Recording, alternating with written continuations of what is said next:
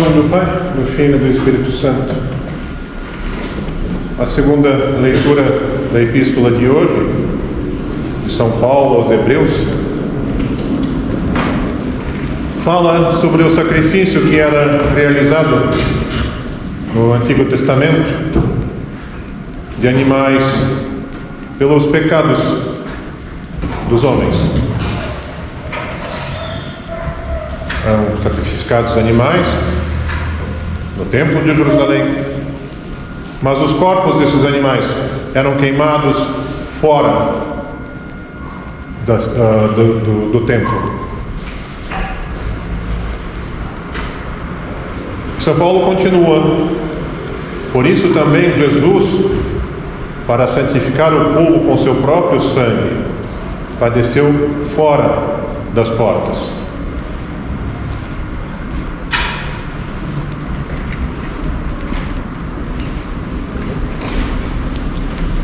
Muitos não conseguem entender, mas ele mesmo se trouxe em sacrifício. Sim, pois Cristo falou que ele não veio para desprezar ou deixar de lado o Antigo Testamento, mas ele veio para cumprir. E o maior sacrifício feito pelo Filho de Deus, nosso Senhor Jesus Cristo, foi derramar o seu próprio sangue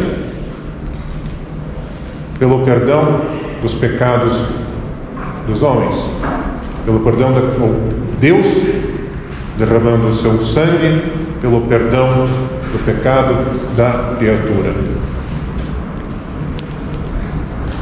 Aquilo que ele criou, que havia se revoltado, de certa maneira, contra ele, ainda no paraíso, em Adão. E no decorrer dos séculos, caminhava com passos não muito firmes no caminho indicado por Deus. Nós temos tantos exemplos do Antigo Testamento, onde o povo judeu, que se considerava o povo escolhido, escorregava, caía do caminho. As dúvidas, os pecados. E somente com a vinda à Terra, a encarnação de nosso Senhor Jesus Cristo, Filho de Deus, põe-se fim a isso. Decide-se finalmente que o povo escolhido é aquele que segue o mandamento de Deus. Seja isso membros do povo judeu, seja isso dos outros povos, não importa. O povo escolhido passa a ser aquele que segue os mandamentos de Deus. Tanto os mandamentos Antigo Testamento, quanto já os mandamentos do Novo Testamento. Nós temos os 10 mandamentos do Antigo Testamento,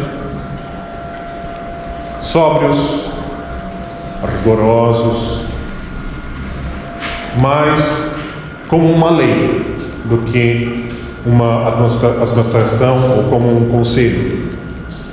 E temos os mandamentos do Novo Testamento, que não levam o nome de mandamentos, são chamados de bem-aventuranças, que são cantados em todas as liturgias. Bem-aventurados os pobres em espírito, bem-aventurados os que têm fome e sede de justiça, bem-aventurados os mansos, bem-aventurados sois vós, quando vos injuriarem e perseguirem.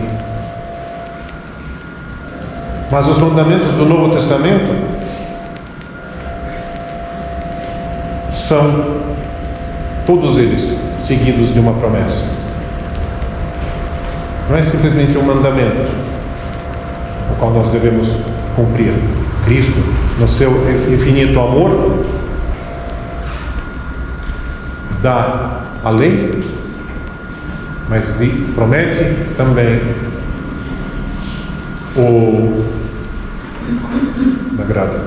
a recompensa pelo cumprimento dessa lei. E mesmo assim, vendo que teremos uma recompensa se seguirmos a Deus, nós cambaleamos, tropeçamos, batemos com a cabeça na parede, por vontade própria.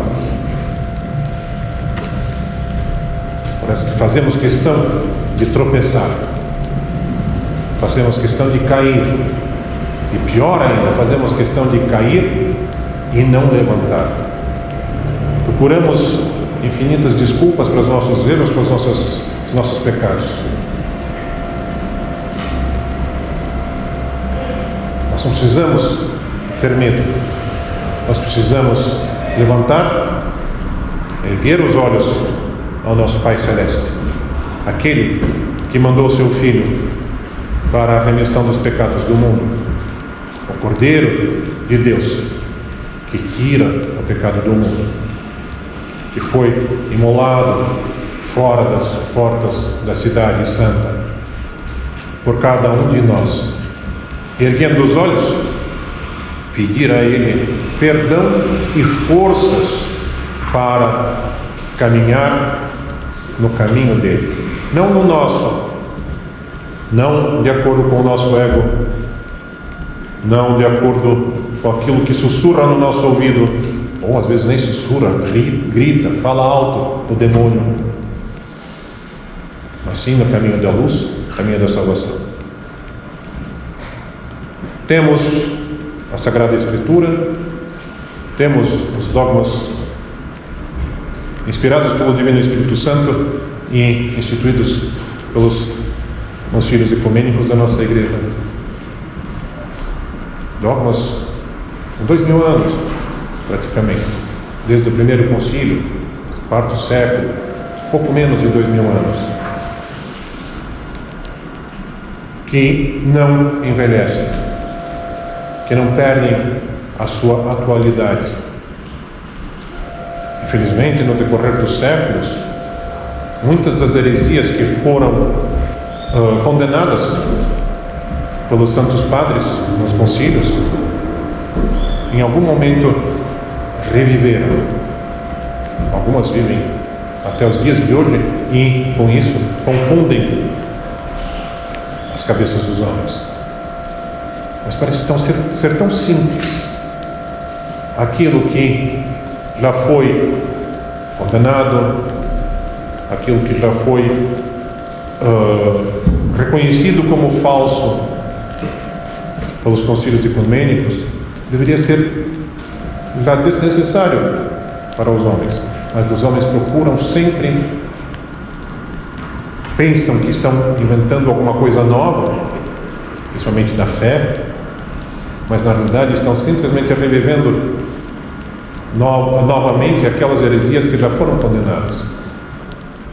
Ou seja, não querem aceitar aquilo que a Igreja, através dos seus dogmas, através dos concílios, deixa para a humanidade. Se nós nos esforçássemos em viver pelo menos na simplicidade do credo, já estaríamos provavelmente com muito mais paz entre os homens. Mas nem o credo os homens hoje aceitam da maneira que ele foi deixado pelo primeiro concílio ecumênico. Procuram deturpar, mudar, aumentar os ensinamentos com falsos ensinamentos. Por isso nós precisamos lembrar do sacrifício de nosso Senhor Jesus Cristo, que derramou o sangue pelo perdão dos nossos pecados, e nos esforçar no nosso dia a dia a viver de acordo com aquilo que Ele nos deixou, através dos seus mandamentos e através das suas promessas àqueles que procurarem seguir o caminho dele. Que Deus nos ajude. No próximo domingo nós teremos a liturgia na Igreja de São Serafim, em Carapicuíba. Não haverá liturgia aqui. É a festa de São Serafim na sexta-feira e Dom Gregório decidiu fazer a festa da paróquia aqui em Carapicuíba no domingo, onde estarão todos. Dom Gregório vai falar, o Padre Vladimir, o Padre Alexis e eu. Então, por favor, quem puder vir a Carapicuíba será muito bem-vindo. E eu quero agradecer, pessoalmente, já foi no WhatsApp, mas eu quero pessoalmente, a todos aqueles que de alguma maneira se esforçaram, trouxeram em sacrifício o seu tempo, suas forças para a nossa feira, que foi, graças a Deus, mais uma vez um sucesso, com o auxílio de cada um que trabalhou durante a feira. Essas nossas feiras,